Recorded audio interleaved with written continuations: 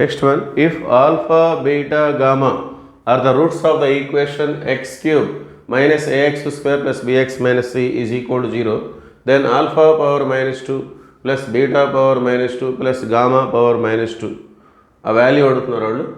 So ఇక్కడ మనం S1, S2, S3 values ముందుగా మనం ఫైండ్ అవుట్ చేసుకోవాల్సి ఉంటుంది.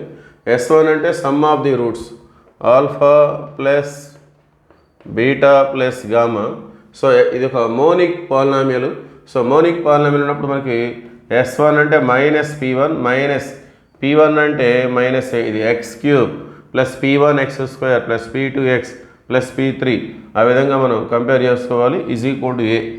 సో S2 అంటే some of the product of the roots taken 2 at a time రెండు తీసుకొని మనం ప్లస్ చేసుకోవాలి. Alpha beta plus beta gamma plus gamma alpha.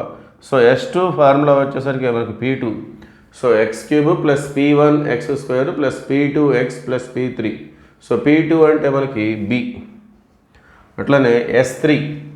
So S3 అంటే మనకి ప్రొడక్ట్ ఆఫ్ ది రూట్స్ వస్తుంది alpha beta gamma. So minus P3. So odd number వచ్చినప్పుడు minus ఉంటుంది, even number వస్తే ప్లస్ ఉంటుంది పీలకి. సో మైనస్ P3 అంటే ఇక్కడ మనకి minus C. So minus into minus plus. So ఇక్కడ alpha power minus 2 plus beta power minus 2 plus gamma power minus 2. So దీనికి మనం ఫార్ములా గుర్తుపెట్టుకుంటే ఈజీగా పని అయిపోతుంది. సో దీన్ని క్యాలిక్యులేట్ చేయాలంటే ఎక్కువ టైం తీసుకుంటుంది. నేను ఫార్ములాని డైరెక్ట్గా రిప్రజెంట్ చేస్తున్నాను ఇక్కడ. S2 square minus 2 S1 S3 by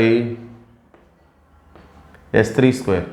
so దీన్ని సింప్లిఫై చేస్తే వచ్చేదాన్ని మనం S1 S2 S3లోకి మార్చుకున్నట్లయితే అది ఈ విధంగా ఉంటుంది. S2 square minus 2 S1 S3 by S3 square.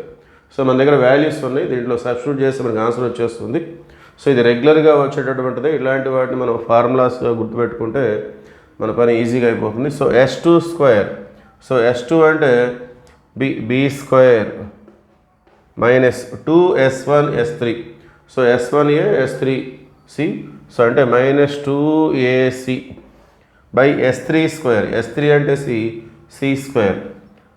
So ఫైనల్గా B square minus 2AC by C square. So option C. Okay.